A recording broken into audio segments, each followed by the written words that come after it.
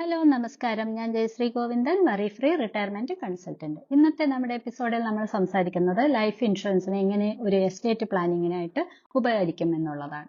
Life insurance ഒരു estate പ്ലാനിങ്ങിന് വേണ്ടി നമുക്ക് ഉപയോഗിക്കാൻ സാധിക്കുന്നതാണ്. അതിന് ചില കാര്യങ്ങൾ നമ്മൾ പരിഗണിക്കേണ്ടതും ആവശ്യമാണ്.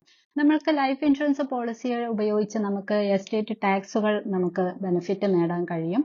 അതുപോലെ തന്നെ നമ്മളുടെ ഇനിയുള്ള നമ്മുടെ ആശ്രിതർക്ക് ഒക്കെ നമ്മൾ എന്തെങ്കിലും ഒരു സാമ്പത്തിക സഹായം നൽകാറുണ്ട് അല്ലെ. നമ്മുടെ ജീവിതം കഴിയുന്ന സമയത്ത് നമുക്ക് ആവശ്യമുള്ള അല്ലെങ്കിൽ നമ്മളുടെ ഏറ്റവും വേണ്ടപ്പെട്ടവർക്ക് വേണ്ട ചില സഹായങ്ങൾ അല്ലെങ്കിൽ അവർക്ക് വേണ്ട ഭാഗങ്ങൾ നമ്മൾ കൊടുക്കാറുണ്ട്.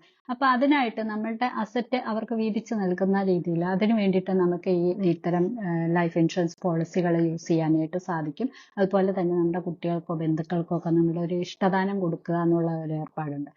അത്തരം കാര്യങ്ങൾക്ക് നമുക്ക് നമ്മളുടെ ഇത്തരം ലൈഫ് ഇൻഷുറൻസ് നമ്മളുടെ പേരിലെടുത്തിരിക്കുന്ന ലൈഫ് ഇൻഷുറൻസ് നമുക്ക് യൂസ് ചെയ്യാം.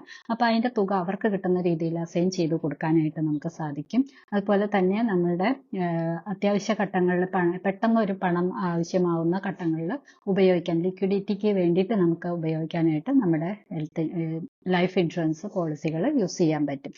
കാരണം നമ്മൾ നമ്മുടെ റിട്ടയർമെന്റ് ലൈഫ് എന്ന് പറയുമ്പോൾ നമ്മുടെ അവസാന കാലഘട്ടത്തിലേക്കൊക്കെ എത്തുമ്പോഴേക്കും നമുക്ക് ചിലപ്പോൾ മെഡിക്കൽ എമർജൻസീസ് ഒക്കെ ഉണ്ടാവും, നമുക്ക് മെഡിക്കൽ എക്സ്പെൻസസ് ഒക്കെ ഉണ്ടാവും.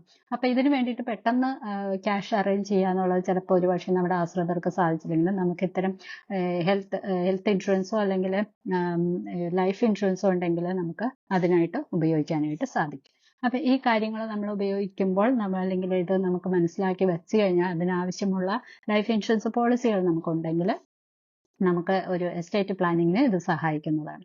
അപ്പോൾ ഈ എപ്പിസോഡ് നിങ്ങൾക്ക് എല്ലാവർക്കും ഉപകാരമായി എന്ന് കരുതുന്നു. അടുത്ത ഒരു എപ്പിസോഡിൽ കാണും വരെ ടേക്ക് കെയർ. Bye bye.